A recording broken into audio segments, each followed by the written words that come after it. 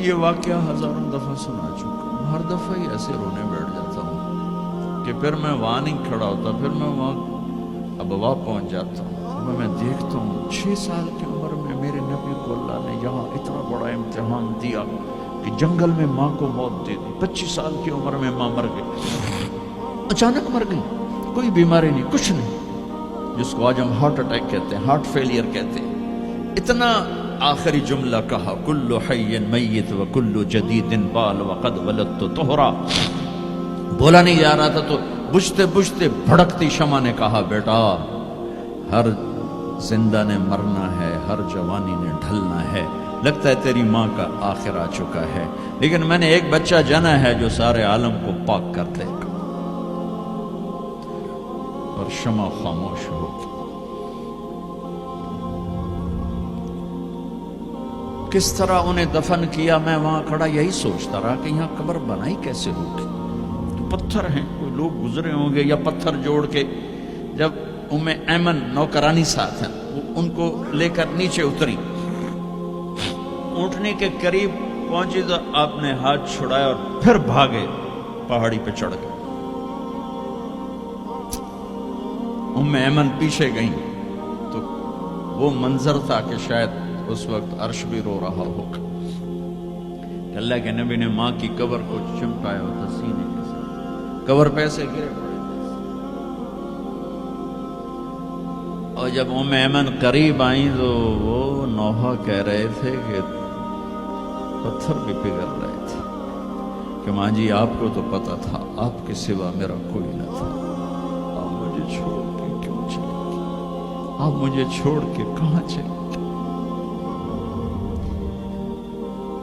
ایمن نے اٹھانا چاہا، انکار کر دے گا، میں نہیں جاتا، میں نہیں ماں کو چھوڑ کے جاتا۔ کھینچ کے لے گئیں، گھسٹتا ہوا بچہ پہاڑ سے اتارا۔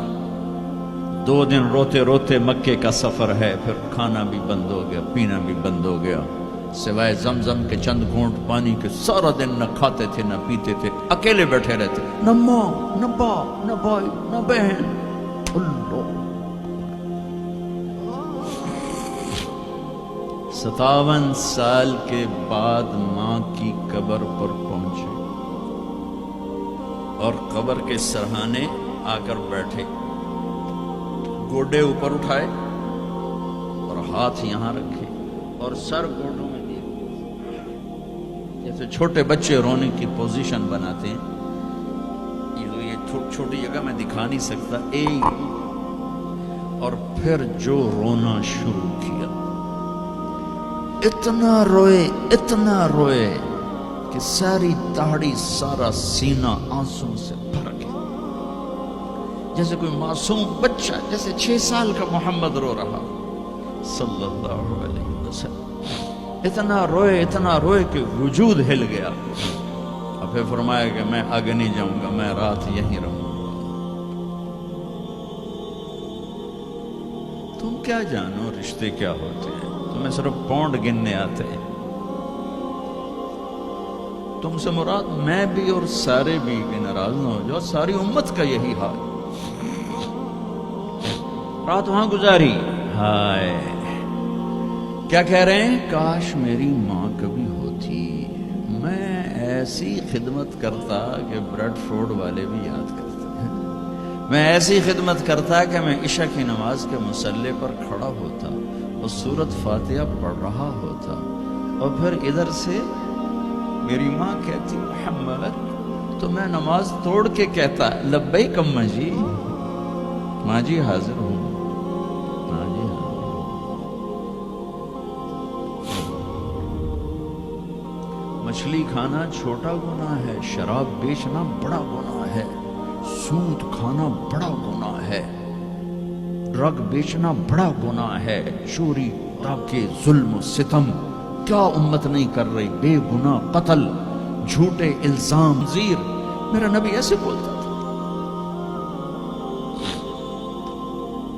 میں انسان ہوں، بول رہا ہوں، بولتے بولتے کوئی غلط جملہ بول سکتا، گستاخی کا جان بوجھ کے کرنے والا یقیناً دارہ اسلام سے خارج۔ عمل چھوڑنے سے آدمی کافر نہیں ہوتا، گستاخی کرنے سے نماز چھوڑنے سے کافر نہیں ہوتا، گناہگار ہے، نماز کی گستاخی کرنے سے وہ دار اسلام سے نکلتا ہے، لیکن اس کے لیے بھی توبہ کا دروازہ کھلا ہوا ہے۔ لیکن یہ کتنا تعصب ہے، نفرت ہے کہ ایک آدمی کی 17 سال کی پاک زندگی کو ایک غلطی پر کفر بنا دیا۔ یہ گراوٹ ہے، زوال ہے۔ ہمیں بندر خنزیر بنانے کے لیے فرقہ واریت ہی کافی تھی۔ اس کملی والے کو دعائیں دو جس نے حسن حسین کو ذبح ہونے دیا، تمہارے لیے ہاتھ اٹھو، میری امت کے ساتھ کیا کرے گا، پوچھ کے ہو۔ اور وہاں سے جواب آتا ہے